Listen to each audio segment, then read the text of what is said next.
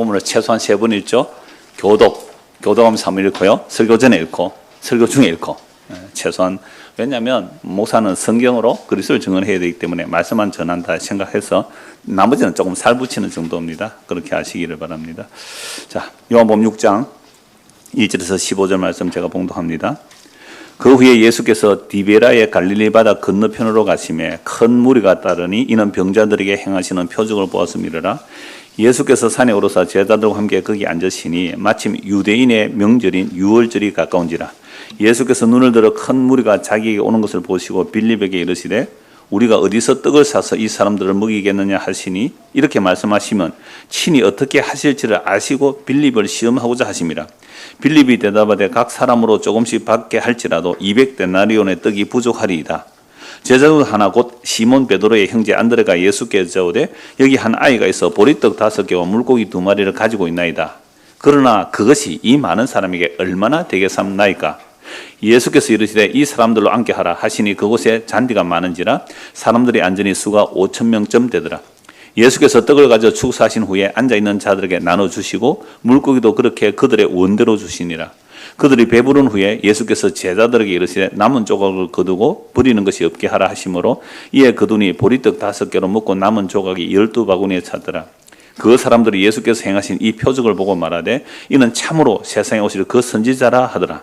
그러므로 예수께서 그들이 와서 자기를 억지로 붙들어 임금으로 삼으시는 줄 알고 다시 혼자 산으로 떠나가시니라. 아멘.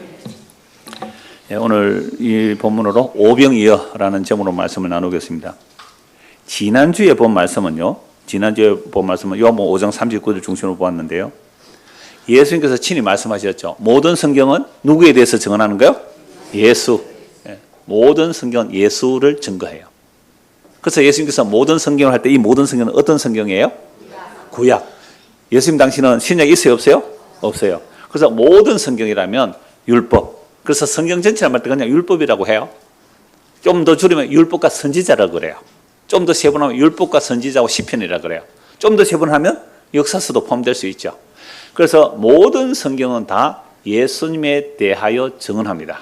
예수님에 대해서 증언하죠. 그러니까 구약의 제사제도 누구를 증거해요? 예수님을 증언하는 거예요. 그 다음에 정결의식, 피 흘림의 제사, 성전, 11조, 안식일, 날과 달과 절기, 이 모든 것들은 다 누구를 증언해요? 예수님을 증언해요. 그래서 예수 그리스도께서 그 모든 구약의 증언을 어디서 다 이뤘다 그랬어요? 십자가에서. 그리고 요한복음 19장 30절에 보면 다 이뤘다 그랬잖아요. 이게 믿음의 관건이에요. 그 구약에 약속된 모든 약속들, 성전, 제사, 언약궤, 11조, 모든 날과 달과 절기, 그 모든 것들을 예수님께서는 그 모든 구약의 내용이 나를 증언한다 하시고 구약이 증언한 그 모든 내용을 예수님께서 어디서? 십자가에서 다 이루었대요. 그건 실패예요. 저주예요. 죽음이에요. 아무도 그걸 성공으로 안 보는데 정작 거기서 죽는 분은 뭐라 그랬다고요? 다 이뤘다는 거예요. 다 이뤘다는 거. 이게 마음에 받아들여지면요. 이게 마음에 받아들여지면 그때 사람이 뭐가 와요? 안식이 와요. 어제 목사님과 그 얘기를 했거든요. 그럼 이민사회 속에서 사업하다가 실패한 분들, 힘들고 어려웠던 분들이 여러분 어쩌다 4장 혹 보신 적이 있어요? 얼마 전에 어쩌다 4장 거기 나왔던 그 우리나라 미군 부대가 철수하면서 그 주 무슨 주였어요 그게? 네, 캘리포니아 시사이드 아세요? 나 전혀 몰랐거든요. 그래서 재미있어서 한두 번 봤는데 우리나라 그 미군하고 결혼한 가족들이 거기 많이 갔어요. 그래서 한인들이 많아요. 그 아시아 마트에서 뭡니까? 그 나오는 남자 주인공이 누구였어요? 조인성이. 사람들이 조인성이 내 닮았다 그러던데? 아니에요. 지금 웃은 거는 비꼬는 거예요. 아니 여러 사람이 그 얘기 했어요. 참, 난 내려갈래. 아니 우리 노예에서요. 우리 노예에서 어떤 분이 그랬어요. 목사님 조인성이 좀 닮았습니다 그러던데. 이렇게 반응이 좋을 줄이야. 그래서 거기 아픈 분들이 많잖아요. 그 시사이드 그 멋진 그 골프장이 많아요. 아주 뭐 한적한 도시인데 우리 목사님 거기서 그 군인들 가족들, 한민 군인들 가족들 거기서 목회도 몇 년 하셨다 그러세요. 그래서 나 그 얘기 보고서 거기에 따라 연결이 또 이렇게 되더라고요. 뭔 얘기다 얘기까지 했어요? 지금 아니고. 그래서 십자가로 그 다 이뤘다는 그거죠. 그 실패와 저주거든요. 그런데 예수께서 거기서 다 이뤘단 말이에요. 제가 24년 전에, 제가 이 요한복음을 24년 전에 처음 설교했거든요, 여러분에게. 그래서 이제 24년 지나고 나니까 뭐 성경 66권을 뭐 잘 못했지만 강의를 다 하고 나니까 지금 다시 하고 있거든요. 다시 하는데 옛날 설교 한번 봤어요. 제가 그 24년 전에 그 설교 그대로 한번 인용해 볼게요. 제가 부임한 것이 6월 27일인데 지금이 꼭 6개월째입니다. 24년 전에 39살 때입니다. 6개월인데요. 6개월 동안 증언한 내용이 성경이 예수 그리스도를 증언한다는 한마디였습니다. 앞으로도 그렇게 할 것입니다. 6개월을 더할지 6년을 더할지 아무도 모르지만 24년이 지났네요. 제가 목사로 설교를 하는 한 예수 그리스도만 증언하려고 합니다. 그러므로 성경을 가지고 개인적이고 현세적인 가치관의 복을 추구하는 것이 아니며 동시에 성경을 가지고 교회를 성장시키고 부흥시키는 비결이 담긴 것처럼 보아도 안 됩니다. 여기에 대해서 여러분들이 별 의의가 없을 줄 압니다. 그러나 이렇게 되면 동시에 수반되는 문제가 있는데 그것은 바로 사람의 가치가 별 볼 일 없어지는 겁니다. 가치가 없어지는 것이 아니라 죄인으로서 예수 그리스도를 배척한 사람이 바로 우리 자신임이 따라오는 겁니다. 이것이 더 견디기 힘드는 겁니다. 예수 믿는 것을 일반적으로 종교처럼 만들어버리면 사람들이 끊을 이유가 없습니다. 복음 자체가 끊을 이유가 없단 말이죠. 어떤 신에게 나의 정성과 나의 물질을 바침으로 이 세상에서도 잘 되고 죽어서도 좋은 곳에 간다면 사람이 싫어할 이유가 없는 거예요. 나 여기에 있고 신은 저기 있단 말이에요. 신은 높은 곳에 있죠. 능력이 많죠. 나는 능력이 없어요. 그래서 신에게 정성을 바치든지 기도를 하든지 금식을 하든지 선불 감사금을 하든지 들어보셨죠? 선불 감사금. 내 소원이 있으면 선불로 감사하래. 그러면 하나님께서 빨리 들어준다고요. 그런 식으로 신과 거래하는 그런 종교라면 끓일 이유가 없는 거죠. 복음이 끓일 이유가 없단 말이에요. 그러니까 내가 하고 싶으면 하고 뭐 말고 싶으면 말면 되는 거죠. 그러나 성경을 통하여 예수 그리스도만 높이게 되면 자연히 사람의 가치를 드러낼 수가 없어요. 사람이란 자기의 존재 가치를 인정받는 재미로 사는데 그런 것을 무너뜨리고 죄인이라고 말하는 것을 누가 좋아하겠습니까? 사람은 무슨 재미로 산다고요? 자기 존재의 가치를 인정받는 재미로 살아요. 그러니까 여러분들이 사람을 왕따시킬 때 어때 왕따시킵니까? 사람의 없는 것처럼 하는 거죠. 생 까는 거예요. 인사도 안 하고요.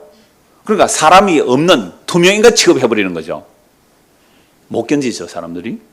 그러니까 사람이란 자기 존재 가치를 인정받는 재미로 사는데 그런 것을 무너뜨리고 죄인이라고 말하면 누가 좋아하겠습니까? 그것도 몇몇 가지의 죄를 지었기에 죄인이 아니라 아예 죄인으로 태어났기에 우리가 태어나면서부터 행하는 모든 마음의 생각과 계획이 항상 악하다는 그 성경의 평가 앞에 우리는 어떤 반응을 보입니까? 일반인이라면 도망가게 돼 있죠. 아니, 내가 내도 내고 예수 믿자고 교회까지 왔는데 나를 인정해주고 잘한다고 하기는커녕 오히려 죄인이라고 하니 누가 좋아하겠습니까? 여기까지만 인용합니다. 그런데 24년이 지났어도 이 말씀을 전할 수 있는 게 참 은혜이긴 한데요. 그래서 어제 아까 그 이야기 하려고 그랬어요. 목사님과 교제를 하면서 현대 상담학, 그러니까 일반 상담학은요, 뭐가 금기예요? 죄라는 말이 금기어예요. 자, 어떤 사람이 상담하러 왔어요. 상담하러 왔는데 너 죄인이야 라고 한다면 이거 상담 자체가 안 되거든요. 그러니까 상담하러 오면요, 그러면 그 신경정신과 의사들이요, 뭐하고 돈 벌어요? 들어주고 돈 받아요. 들어주고. 그러면 그래요. 남편이 막 이렇고 이래. 그 남편 참 나쁜 남편이네요. 그래주고 돈 받는다니까요. 그러니까 그 사람을 긍정해 주는 거야. 죄를 지적 못 하잖아요. 너 잘못 아니야. 너 책임이야. 물론 그래야 할 부분들이 있어요. 뭐 강제적으로 어떤 폭행을 당했다지 하면요, 너 잘못으로 된 거 아니에요. 그럼 위로해 줘야 돼요. 마땅히 격려해 줘. 그 악을 얘기해 줘야 돼요. 그러나 더 심층적으로 들어가면 어떤 아이들이 요즘 우리 아이들이 뭐 어린 애들이 막 식당 같은 데 가면 형편없이 하는 아이들 있거든요. 막 마음대로 뛰다니고 하잖아요. 그 어른들이 뭐라 하지 못하잖아요. 그런 아이들을 어떻게 하든지 잘 치료하는 방법이 심리학적으로 잘 하는 사람이 우리나라에 누구예요? 예, 완전히 신드롬이에요. 우리나라 오은영 박사 신드롬이에요. 그리고 오은영 박사가 어떤 부부 문제, 자녀 문제 얘기할 때 죄라는 단어 한 번이라도 사용했어요, 안 했어요? 그 사람 교회 다니지 않는지 모르겠어요. 죄라는 단어 자체가 한 번도 안 나와요. 그러니까 그저 아이들이 막 이렇게 하면 물론 그 병적으로 그럴 수 있어요. 그런 건 우리가 잘 알고 케어해 주는 게 필요해요. 우리 교회 아이들도 뭐 그런 아이가 있을 수 있잖아요. 그러면 잘 케어 주는 게 필요해요. 근데 이걸 잘못했다고 안 그러는 거죠. 뭐 과거에 어떤 트라우마가 있었느냐, 어떤 선불이 있었냐 해가 상담해서 이렇게 다독 해주더라고요. 그러면 그 순간에는 위로받고 눈물 흘리는데 나가다가 또 싸우더라고요, 부부가. 그건 근원적인, 우리 안에 있는 근원적인 죄를 해결하지 않으면 문제 해결 안 되거든요. 그게 이제 세언약이라고 말씀하셔서 제가 오래전에 벌써 한 십몇 년 전에요. 미국의 킨저 교회라고 있어요. 그 굉장히 유명한 거리예요. 거기에 큰 그 뭐 극장을 빌려서 교회당을 한 목사님이 계시는데 이분이 처음에 세언약이라는 이야기를 듣고 젊었을 때, 목사님 젊었을 때, 아니 뭐 이런 이론이 있어. 세언약은 예수님께서 뭘 하셨어요? 십자에서 다 이뤘다는 거예요. 다 이뤘다 그럼 나는 뭐예요? 할 일이 없다. 무슨 이런 방종의 교리가 되어 있느냐. 세언약 웃긴다 하면서 세언약을 발로 차버렸대요.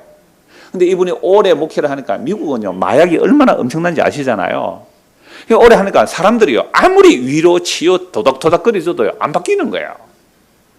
그런데 어느 날 다시 세언약에 눈을 뜬 거죠. 아, 인간은 예수님의 십자가의 피 흘림의 일방적인 은혜 은총 외에는 사람이 회심이 안 되는구나 알고 세언약을 전한 거예요. 그래서 작은 책이 나왔는데 한국에서 그 품절되었어요. 그래서 우리 한 12, 13년 전에 공부해 기억나세요? 세언약이라는 책을 공부한 적이 있는데요. 그래서 목사님이 어제 그 얘기를 하시는 거예요. 미국 이민사회에서 힘든 사람 많거든요. 사업하다가 안 되는 사람도 있고 힘들고 어느 사람이 있는데 그분들이 또 이렇게 신학교 오기도 하잖아요. 근데 정말로 그 고통, 그러면 그 미국 사회라는 것이 쾌락을 쫓아가려면 한없이 쾌락을 쫓아갈 수 있는 거예요. 얼마든지 자유롭게 쾌락을 쫓아갈 수 있는데 그런 분들이 다른 것으로 해결 안 돼요. 세언약이라는 그 예수 그리스도의 살중과 피 흘리심의 세언약만이 그들을 변화시키는 목사님 보신 거예요. 그걸 이제 이론화하고 또 교재를 만들어서 이제 강의를 하고 있다는 말씀 드렸어요. 자, 그래서 오늘 우리가 교회로 모인 이유가 뭘까요? 교회로 온 이유가 뭘까요? 오늘 본문은요, 교회 좀 다니는 사람은요, 거의 다 아는 내용이에요. 오병이어. 중고등학생들, 오병이어가 뭐예요? 병이 그럼 뭐예요? 떡병자야, 떡병자. 그래서 저는 어릴 때 이런 말 하는데 성경 읽을 때 무교병, 유교병 그러는 거예요. 이게 뭐 병이 뭐야? 안 가르쳐 주세요. 그러니까 유교병은 뭐예요? 있을 교, 발효할 교자거든요. 누룩이 들어간 떡, 유교병. 무교병 하면요, 누룩이 없는 떡 그래요. 그래서 성경 읽으면 무교병이 있거든요. 그러니까 유월절 지키고 나서 무교절이 있어요. 누룩 없는 떡을 먹는 날이란 말이에요. 일주간. 그게 무교병, 무교절기인데요. 그런데 중고등학생들 이러면 선배예요. 준승이라고 있어요. 이러면 선배가 누룩이 뭐예요? 그래요. 누룩이 뭐예요? 누룩이 안 들어봤죠? 있었다. 발효예요, 발효. 발효 효모예요, 효모. 발효 효모인데요. 그러니까 오병이어라 그러면 보리떡 5개와 이제 물고기 2마리예요. 이 이야기를 교회 좀 다니는 사람은요, 모르는 사람이 없어요. 근데 이 오병이어를 어떻게 적용했는가? 오늘 아직 본문 안 들어가세요? 어떻게 적용했는가? 저는 어렸을 때부터 교회 다니면서 오병이어를 기억을 많이 들었어요. 그러니까 어떻게 적용하면 이런 거죠. 오늘 우리 교회 현실에 적용해 볼게요. 기적을 안 믿는 사람, 그러니까 좀 진보적이고 합리적이고 이성적인 사람은 이렇게 해석을 하더라고요. 어른들이 도시락을 다 가져왔대요. 왜요? 어린애가 보리떡 5개, 물고기 2마리 가져왔으니까 어른들도 당연히 가져왔을 거 아니냐. 근데 어른들은 딱 숨겨놓고 알아요? 숨겨두고 군대 용어로 짱박아두고 안 내놓고 있다가 어린애가 도시락을 예수님께 드리니까 어른들이 마음에 양심의 가책을 받고 마음에 찔려가 내놓았다는 거예요. 그래서 다 먹고 12반이 남았다. 이성적이고 합리적 해석을 그렇게 해요. 신학 박사들도 그렇게 해석한다니까요.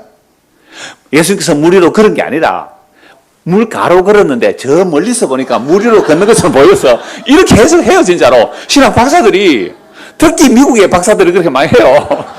미국의 교회에서 죄란 얘기도 못한대요. 죄 설교 못한대요. 하여튼 그렇게 해석하고 가요. 자, 두 번째, 그러니까 기적을 믿는 사람들이죠. 기적을 믿는 사람. 우리는 대부분 이런 해석을 들었어요. 기적을 믿는 사람의 해석을 들었는데요. 우리의 작은 물질을 예수님께 드리면 어떻게 해요? 예수님께서 축복기도 한번 하시면 엄청나게 크게 키워준다. 오병이어하면 이것밖에 생각 안 나요. 저도 어려서부터 들은 설교가 그거예요. 그러니까 여러분 주머니에 있는 작은 것을 누구에게 내놓으면요, 예수님께 내어놓으면 예수님께서 막 뻥튀기 해서 어떻게 해요? 크게 막 성장한다, 성공, 이렇게 했단 말이에요. 자, 이렇게 해석한다면 지금 우리 교회 한번 적용해 볼게요. 지금 예배당 자리가 좁죠? 아무도 대답 안 한다. 지금 예배당 진짜 할까 싶어가지고. 예배당 자리가 좁아요. 그래서 보조자를 놓고 있는데요. 보조자 등받이가 없어요. 1시간 20분 정도 앉아있으면 허리 되게 아프거든요. 자, 그래서 우리가 이렇게 예배당이 좁으니까, 여러분, 예배당이, 여러분, 목사들이 예배당을 언제쯤 짓는지 아세요? 70% 채워지면 예배당 지어야 된대요. 왜요? 그래야 더 크게 해야 사람 더 많이 온다고. 근데 우리가 자리가 좁단 말이에요. 보조자 놓고 있는데, 그럼 우리가 이제 예배당 건축하기 위해서 헌금합시다라고 한 거예요. 이렇게 헌금을 했는데, 여러분들, 우리 교인들 다 수용하려면 한 얼마쯤 될 것 같아요? 얼마쯤 있으면 지어질 것 같아요? 우리 중고등 학생들? 예배당 좁다고 저거 모자실 밀자 그러지 말고, 한 얼마쯤 멋진 건물 하나 지을 수 있을까요? 중고등 학생들? 네?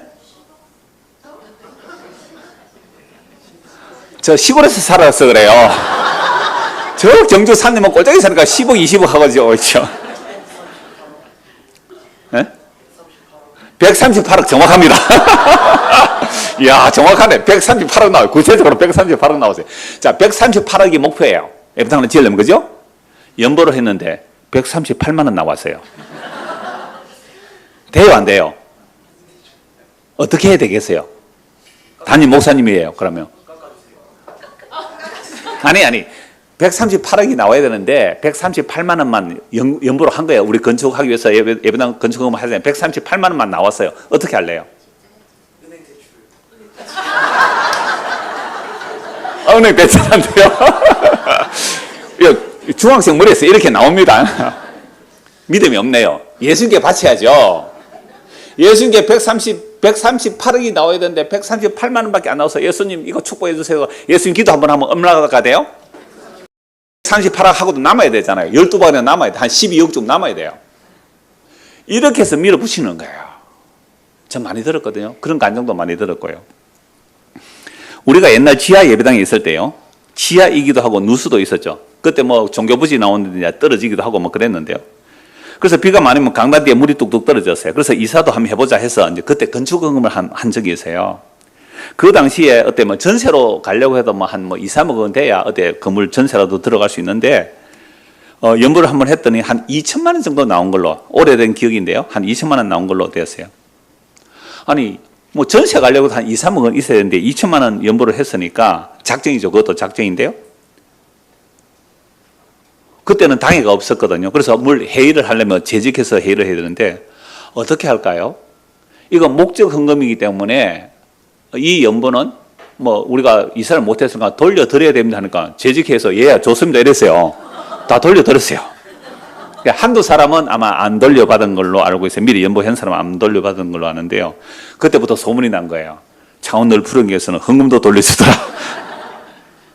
자, 제가 왜 이런 예를 우리 중고 학생들하고 얘기하냐면, 이런 말씀을 어떻게 해석하느냐면, 우리의 작은 것을 드리면, 그죠? 작은 것을 드리면 하나님께서 예수님 축복하시면 어떻게 해요? 예, 138만 원밖에 안 나왔지만 축복하시면 138억도 될 수 있다. 믿음으로 하면 된다. 해보자. 안 된다고 하지 마라. 부정적으로 말하면 약속의 땅에 못 들어간다. 10명이 약속의 땅에 못 들어갔다. 저는 어려서부터 오병이어 하면 이것밖에 생각이 안 나요. 오병이어. 과연 그럴까요? 그렇게 해서 많은 교회당이 수백억 빚을 지으면서 예배당 지어가지고 그 멋진 예배당들 누구 손에 다 넘어가요? 이단들에게 다 넘어가죠. 이단들에게 넘어갔더니 이 앞에는 또 서탄복사에 또 넘어갔다 그래요. 저 영락교회라고 옛날에 있는 거기 예배당 짓고 있더라고요. 그러니까 시찰에 모였더니 어떤 사모님이 우리 집 사람들 그랬대요. 넓은 교회가 그 땅을 사야 되는데 왜 그거 넘어갔냐 그러더라고요.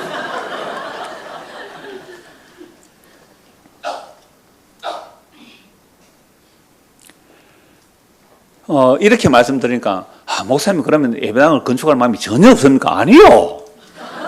많아요. 가는 데마다 저기 예배당 지으면 좋겠다는 마음이 왜 없겠어요? 근데 왜 그러면 추진을 안 해요? 여러분의 주머니를 걱정해서 안 하는 겁니다. 정말 자원에서 감사함으로 기쁨으로 넉넉하게 연보해서 연보가 남았어요. 예배당 지을 형편되면 지을 수도 있어요. 여기서 아무도 아멘 안 할 줄 알았는데 그런 거예요. 그게 진리의 문제가 아니거든요. 좁고 불편하면 확장할 수 있어요. 그죠? 이사 갈 수도 있고 지을 수도 있어요. 그건 할 수도 있고 안 할 수도 있는 그런 문제거든요. 그런데 그런 문제를 그 아디아포라 그래요. 진리가 아닌. 이래도 되고 저래도 되는 문제예요. 그런 문제를 이런 말씀에 적용시켜서 오병이어 주님께 드리면 하나님께서 기적을 베풀어 주셔서 큰 일을 이뤄낼 수 있습니다. 라고 하는 해석이 정말 이 본문에 맞는 해석일까? 아니다 이거예요. 아니다.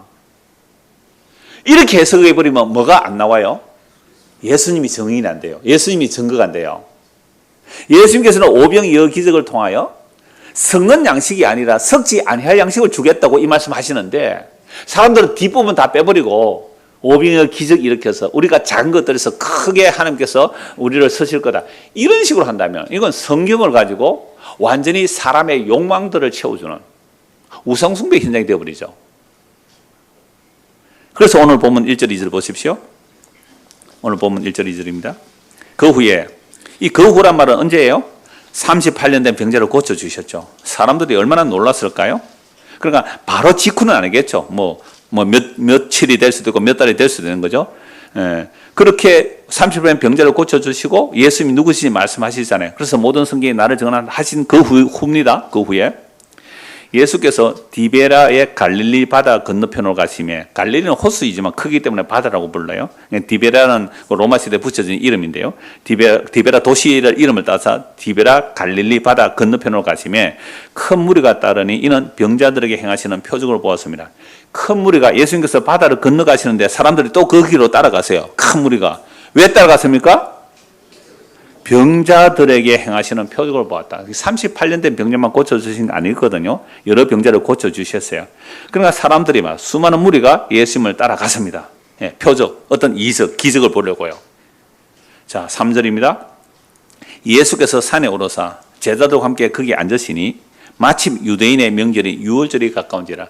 큰 무리가 몰려오니까 예수님 어디 가셨다고요? 산에 오르사. 여기는 바닷가니까 큰 산이 있는 게 아니에요. 야트막한 동산과 같은 그런 거예요. 그냥 벌판 정도. 그 산에 앉으시니 제자들과 함께 거기 앉으세요. 그러니까 마태복음을 보면 산상수훈 할 때 산에 앉으세요 이렇게 돼 있잖아요. 원래는 이제 모세의 자리가 되는 거죠. 산에서 모세가 율법을 받았으니까요. 그런 것처럼 예수님께서 이제 율법의 완성자로 오셔서 말씀을 전하는 거죠. 앉으시니 마침 유대인의 명절이 유월절이 가까운지라. 아까 집사님 기도할 때 유월절 예수 그리스도의 이름으로 기도합니다 그랬는데요. 또 유월절은 뭐예요? 이스라엘 백성들이 430년 동안 종살이하다가 애굽에서 출애굽한 날이죠. 10가지 재앙 중에서 마지막 재앙이 뭐예요? 장자의 죽음. 그러니까 사람이든지 짐승이든지 처음 태어난 수컷은요 다 죽는데 어떻게 하면 안 죽어요? 무슨 피? 어린 양이나 염소에 잡아서 흠없는 양이나 염소를 잡아서 그 피를 문인방과 문설주에 바르면 죽음의 선사가 넘어가요. 패스오버. 그게 유월절이에요. 담을 넘어간다는 뜻으로. 그러니까 유월절은 이스라엘 백성들의 정체성이에요. 정체성. 그러니까 이스라엘 백성들이 유월절 정신을 잃어버리면 뭐가 아니에요? 이스라엘 백성이 아니에요. 그럼 신약의 성도들은요, 유월절 어린 양이 대신 예수 그리스도의 피 안에 있어야 되는데 예수 그리스도의 피를 잊어버리면 교인이 아니에요. 교회가 아니고요. 성도가 아니에요. 이게 유월절 정체성이거든요. 그리고 이스라엘 백성은 언제나 유월절 피 아래 있어야 돼요. 그래서 제사 지내라고 왜 지내요? 피 흘리라 이 말입니다. 날과 달과 절기를 지킬 때 항상 그 날과 달과 절기의 기초가 뭐예요? 유월절에서 출발해요. 유월절에서 출발해요. 그래서 유월절을 해의 첫 달로 만들어라. 기존 달력 무시해라. 오늘이 첫 달이다. 우리 중고등학생들 세례 받을 때요. 이제 세례 받을 때 나는 오늘로 태어났느라 그렇게 하나 적어두세요. 세례 받을 때 나는 오늘로 1살이다. 그렇게 생각해도 되잖아요. 그러니까 유월절이 그렇게 중요해요. 그래서 어린 양의 피가 발려 있으면요, 죽음의 선사가 딱 보고 뭐 보고 넘어가요? 피 보고 넘어가죠. 야, 여기 참 착한 사람 사네. 그러니까 넘어가야지. 야, 여기는 학생이 회장이 있네. 넘어가야지. 그러지 않는 거예요. 아, 여기는 목사님, 그러지 않는 거예요. 뭐만 보고 넘어가요? 어린 양의 피만 보고 넘어가요. 그게 하나님의 약속입니다. 왜 그래요? 따질 수 없어요. 따질 수 없어요. 이건 장차 예수님의 피 보고 우리를 용서하신다는 말씀이거든요. 그 안에 아주 나쁜 놈이 살아요. 도둑놈이 살아요. 뭐만 보고 넘어가요? 피만 보고 넘어가요. 이게 세언약이거든요. 이러니까 그러면 방종하는 거야. 세언약은 방종하는 거야 하고 미국의 어떤 목사가 그 얘기 하다가 나중에 나이가 많이 들어서 은퇴할 쯤 되어서 아니다. 인간은 예수의 그 십자가의 피 외에는 절대로 용서받을 수 없다. 그거 알고 세언약을 얘기했거든요. 그래서 유월절을 말씀하시는 거예요. 유월절. 그러면 유월절 하면 또 뭐가 딱 생각날까요? 자, 여러분들 3.1절 하면 뭐가 생각나요? 대한독립 만세가 생각나죠. 유가순 누나가 생각나죠. 그 다음에 8.15 하면 뭐예요? 광복이 생각나잖아요. 그럼 이스라엘 백성은 유월절 하면 뭐가 생각나요? 출애굽. 출애굽해서 홍해를 건너서 광야에 오니까 뭘 먹었어요? 만나. 하늘에서 내린 만나. 그죠? 구름 기둥 비를 만나를 먹었단 말이에요. 지금 이 말씀을 하시는 거예요. 지금 이 말씀을 하면서 오병이어 기적을 통하여 하늘에서 내려온 진짜 생명의 뜻이 무엇인지를 말씀하는 게 요한복음 6장 내용이거든요. 그래서 5절입니다. 예수께서 눈을 들어 큰 무리가 자기에게 오는 것을 보시고 빌립에게 이르시되 우리가 어디서 떡을 사서 이 사람들을 먹이겠느냐 하시니, 이렇게 말씀하시면 친히 어떻게 하실지를 아시고 빌립을 시험하고자 합니다. 그러니까 예수님께서 오병이어 기적을 행하실 것을 어떻게 해요? 아시고 딱 마음에 숨겨두시고 빌립에게 묻죠. 사람들이 막 오는데, 여러분, 남자만 5,000명이라면요, 원래 성인 남자 5,000명이라면 누구도 따라와요? 어린애가 있으니까. 원래 구경거리는 누가 많이 와요? 애들하고 아주머니들이 많이 와요. 그러면 성인 남자 빼도 한 몇 명 되겠어요? 적어도 10,000명에서 한 20,000명 몰려들어요. 어마어마한 숫자가 몰려들었어요. 그러면 이 큰 무리들에게 빌립에게 묻죠. 빌립, 우리가 어디서 떡을 사서 이 사람들을 먹이겠느냐? 왜? 저녁때가 다 됐는데, 점심도 쫄쫄 굶고 저녁때가 다 됐는데 뭘 좀 먹여서 보내야 되는데 집에 가다가 좀 허기로 쓰러지겠다. 근데 예수님께서 오병이어 기적을 일으킬 아세요? 모르세요? 알고 빌립을 뭐 하려고요? 시험 쳐보는 거야. 테스트 해보는 거예요. 빌립은 뭐가 잘 돌아가요? 머리가 잘 돌아갑니다. 꼭 우리 닮았어요. 아까 딱 138억 딱 나오잖아요. 개성기가 잘 돌아가요. 그래서 이렇게 말씀하신 이유는 예수님께서 친히 어떻게 하실지를 알고 빌립을 테스트 해본 거예요. 시험해 본 거예요. 빌립이 대답하되, 빌립이 그러면 예수님께 대답, 주님이 하셔야죠. 주님이 어떻게 하셔야죠. 이렇게 말한 게 아니라 뭐가 돌아가요? 개성기가 돌아가요. 우리는 머리에 수표 컴퓨터가 있어요. 빌립이 대답하되 각 사람으로 조금씩 받게 할지라도, 즉 배부르게는 못 먹어도 어떻게 해요? 흙이 면할 정도, 컵 라면 하나 정도 그걸 계산하더라도 뭐가 필요하다고요? 200데나리온의 떡이 부족합니다. 제자들이 이만한 돈이 있어요? 없어요. 이 데나리온은 것은 하루 일당이거든요. 제가 24년 전에 설교할 때 일당 3만 원으로 잡았더라고요. 24년 전에 일당이 3만 원. 그래서 600만 원인데 지금 일당이 얼마예요? 알바해도 하루에 10만 원 벌거든요. 아르바이트 10시간 하면 10만 원 벌잖아요. 그럼 보통 한 20만 원 번다고 합시다. 계산하세요. 일당 20만 원이에요. 2000일 계산하면 얼마예요? 4천만 원 아니에요? 4천만 원.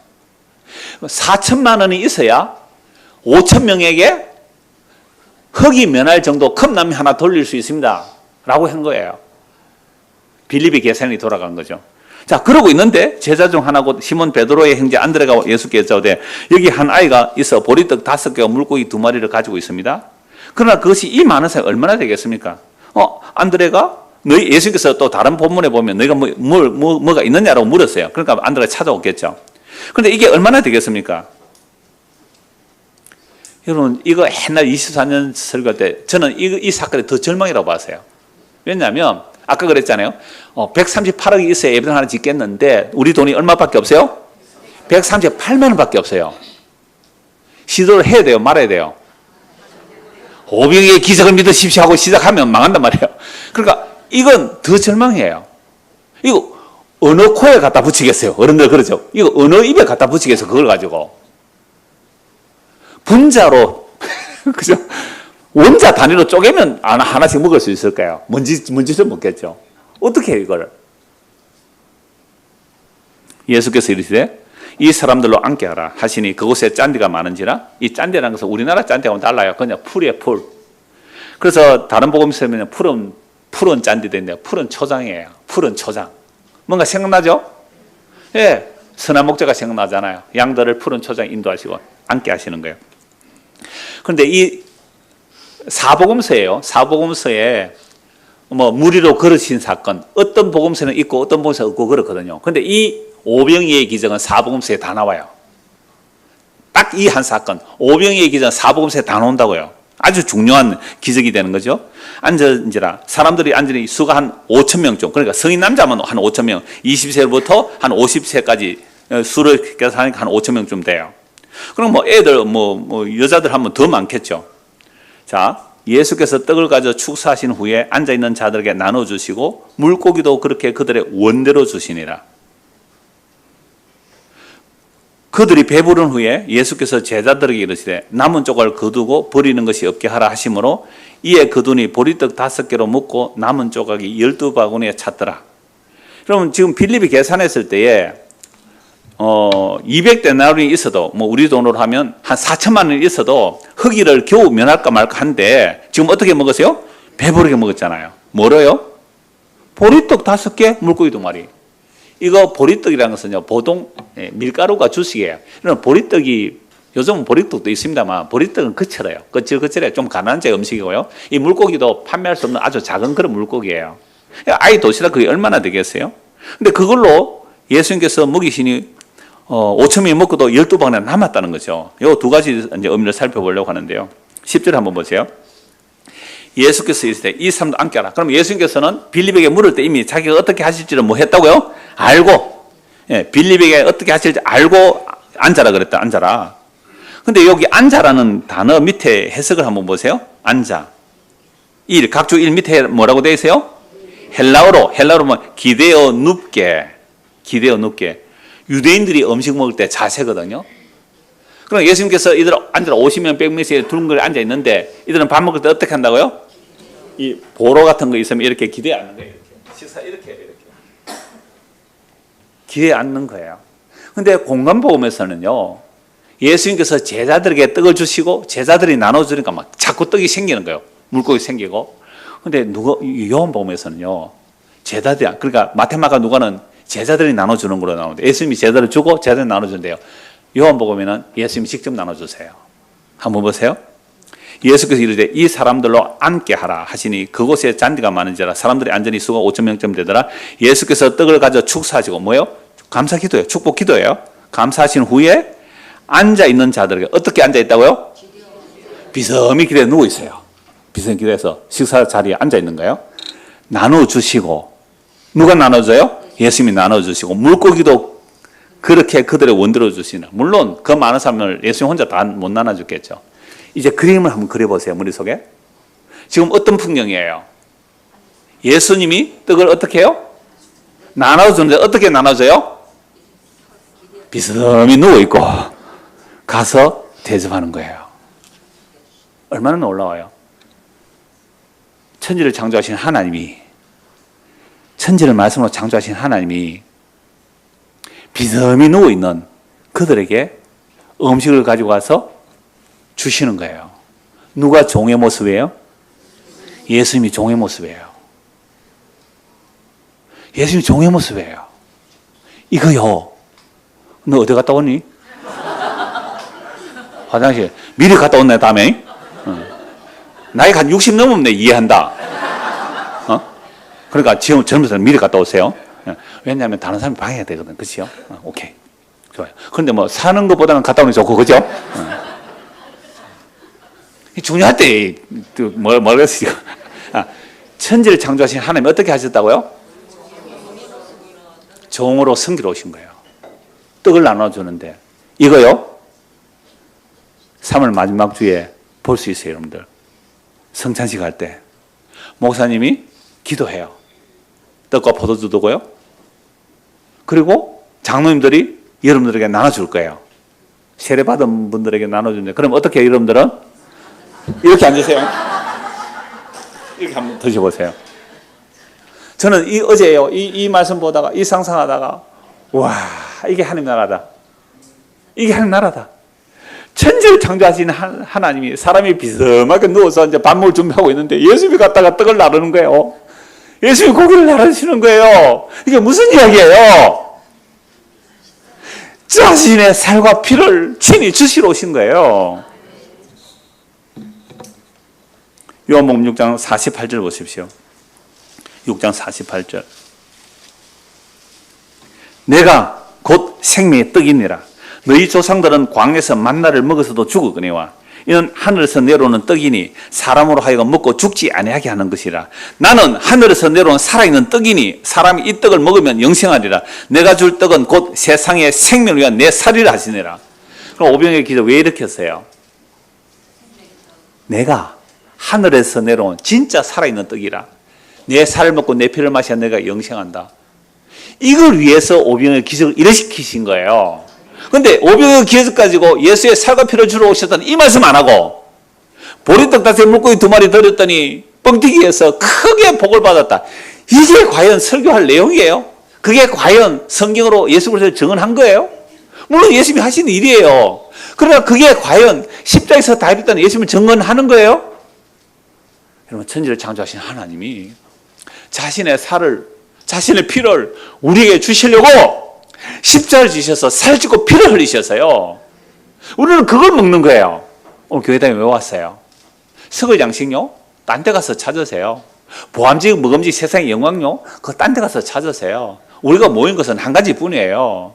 어제 목사님, 사모님 처음 만났는데요. 얼굴로는 처음 만났는데요.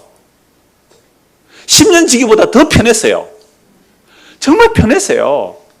4시간 함께 있었거든요. 12시 안 돼서 창원중앙에 오셨는데 체크인을 4시까지 한대요. 제가 목사님 어떻게 혼자 두겠어요. 그래서 제가 식사도 하고 차도 한잔하면 4시에 그 체크인 하기 위해서 모셔드렸는데요. 목사님은 또 미국에서 뭐 하실 일이 있는데 사모님이나 한국에서 살고 싶다 그래가지고 창원 이사 오려고 그래서 창원은 비쌉니다. 진해 가세요.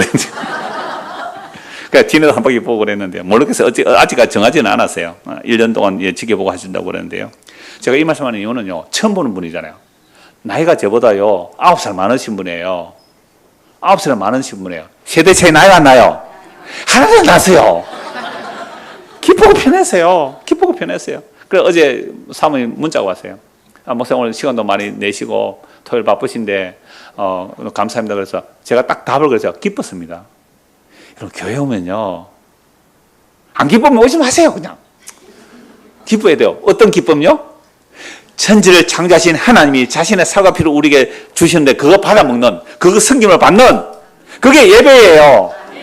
그게 하나님이 기뻐하신다고요. 안 그러고 막 내가 머리 계산기 돌려가지고 200대나는 이거 부족한데? 빌리 이거 뭐가 되겠습니까? 그래서 인간의 가능성을 완전히 삭제시켜버리고 인간의 가능성을 삭제시켜버리고 예수님이 친히 하세요. 친히 떡을 나눠주니까 막 먹어지잖아요. 고기 막 나눠주잖아요. 2000년 전에 십자가에서 다 했다는 그 예수의 살과 피가 오늘 우리가 먹어도 남아요. 남아요. 언제까지요? 주님 오시는 그날까지. 그래서 먹고 나니까 먹은 거 거두라, 남은 거 거두라. 떡이 몇 바구니 남았어요? 12바구니. 이거 환경운동 하는 목사님은 환경을 생각해서 예수님 말씀하시다 그래요. 아니에요. 왜 12바구니일까요? 12이라는 개념은요. 12이라는 개념은 이스라엘이 구약에 12지파잖아요. 신약에 12사도잖아요. 12이란 하나님의 택하신 아들들의 숫자를 12이라고 말해요. 그게 상징의 의미죠. 그러니까 12바구니 남았지만 12바구니 남기신 것은 왜 그럴까요? 요한복음 6장 보십시오. 요한복음 6장 66절입니다. 요한복음 6장 66절.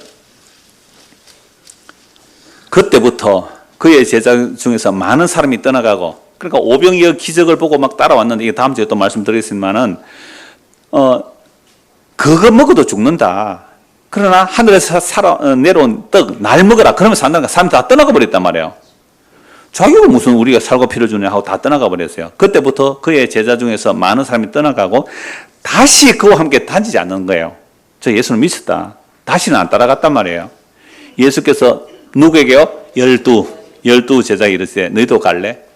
그럼 보리떡 5개 물고기 2마리로 먹은 성인 남자만 몇 명이세요? 5,000명인데 다 떠나가 버렸어요. 몇 명 남았어요? 12만 남았어요. 남자 여자 가면 더 많을 거예요. 12만 남았다. 12만. 왜 12바구니인지 12만 남았어요. 예수께서 12 제자에게 이르시죠. 또 12 나오죠? 12 제자 이르시되 너희도 갈래? 너희도 갈래? 시몬 베드로가 대답하되 주여 영생의 말씀이 주께 있사오니 우리가 누구에게로 가겠습니까? 우리는 우리가 주는 하나님의 거룩하신 자인 줄 믿고 알았습니다. 이 베드로 십자가 앞에서 어떻게 해요? 3번이나 저주면서 도망가요. 지금 이런 말해도 사람 못 믿어요. 십자가에 도망갔다고요. 예수께서 대답하시되 내가 너희를 12를 택하지 아니하였느냐? 그러나 너희 중에 한 사람 마귀다. 이 말씀은 가룟 시몬의 아들 유다를 가리키심이라. 그는 12 중에 하나로 예수를 팔자라. 그러니까 오병이어 기적 이렇게 해서 5,000명이 남았지만 5,000명이 그 떡을 다 먹었지만 몇 명만 남아요? 12만 남아요. 그 중에 한 명 또 마귀예요. 그럼 11명만 남네요. 물론 나중에 또 바울 사도가 이방인의 사도가 되는데요. 그래서 오늘 저와 여러분들 교회에 모인 이유가 뭘까요? 한 가지예요. 우리가 교회를 모인 이유 한 가지예요. 뭐 먹으러 왔어요? 뭐 들으러 왔어요? 예수의 살과 피만이 영원한 생명의 양식임을 그걸 듣고 그걸 믿으려고 온 거예요.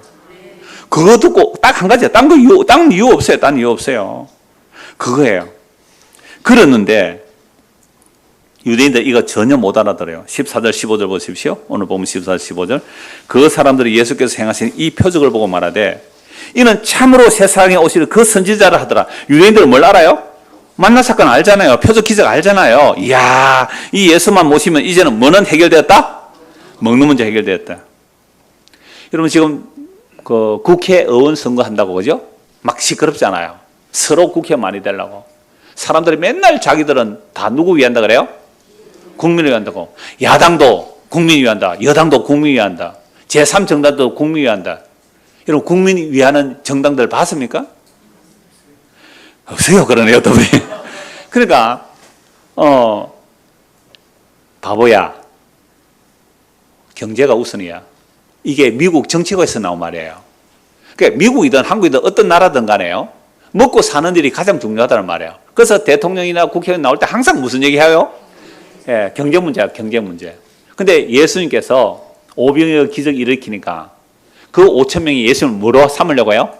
임금 삼으려고. 왜요? 경제 대통령. 경제 대통령. 억지로 임금 삼으려고 해요. 예수님은 뭐 주러 왔어요?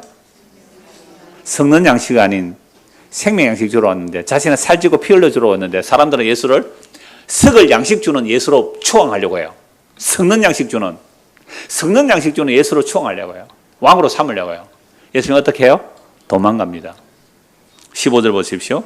그러므로 예수께서 그들이 와서 자기를 억지로 붙들어 임금으로 삼으려는 줄 아시고 다시 혼자 산으로 떠나가시죠. 오늘 저와 여러분들이 교회로 모였다는 것은 예수님이 도망가는 그걸 구하려는 게 아니란 말이에요.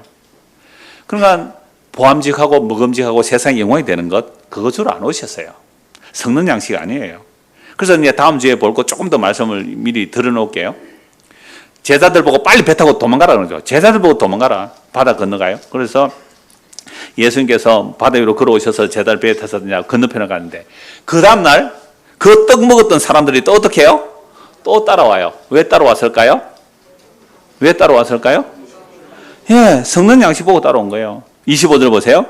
바다 건너편에서 만나 랍비여 언제에게 오셨나요? 그러니까 바다 건너까지 따라온 거예요. 예수님을 찾다가 그 다음 날이죠. 26절 예수께서 대답하여 이르시되 내가 진실로 진실로 너희에게 이르노니 너희가 나를 찾는 것은 표적을 본 까닭이 아니라 이 표적이라는 것은 십자가가 표적인데 그 십자가를 바라보고 온 게 아니고 떡을 먹고 배부른 까닭이다 이렇게 말했잖아요. 떡을 먹고 배부른 까닭이다. 그러니까 우리가 처음 교회로 올 때 왜 왔어요? 정말로 성는 양식 위해서요? 생명 양식 위해서 왔어요? 우리는 대부분 성는 양식이었어요. 그러니까 하나님의 택한 백성들은요, 반드시 썩는 양식이 아닌 썩지 아니한 양식을 찾도록 알게 해주세요. 그래서 썩는 양식에 향하여 달려가다가 낭패와 실망도 당해요. 아, 이게 아니구나. 자기 이름의 영혼에서 살아서요. 아, 이게 아니구나. 무너지고 깨어져요. 그랬을 때에 예수께서 오신 것은 썩는 양식 주러 온 게 아니고 자신의 살과 피라는 영원한 생명의 양식을 주러 오셨어요. 이 예수를 믿는 저와 여러분 되기를 소원합니다. 기도하겠습니다. 하나님 아버지, 수많은 무리가 예수님께 몰려왔지만 남은 자는 12이었습니다. 그 중에 하나는 또 배반합니다. 나머지 11 제자도 십자가 앞에서 도망갑니다. 그럼 우리가 예수님을 찾아간 것이 아니라 천지를 창조하신 하나님이 사람이 되셔서 자신의 살을 찢어주시고 피를 흘려주시고 비스듬히 누워있는 그들에게 만나를 먹이시듯이 오늘 우리에게 하늘 만나를 날마다 먹여주시옵소서. 그래야 예수 믿는 것이 무엇인지 알고 그 영원한 생명의 기쁨을 맛보며 누리며 또 전하며 사는 우리 모두가 될 수 있도록 은혜를 베풀어 주시옵소서. 예수 그리스도를 받도록 기도드리옵나이다. 아멘. 149장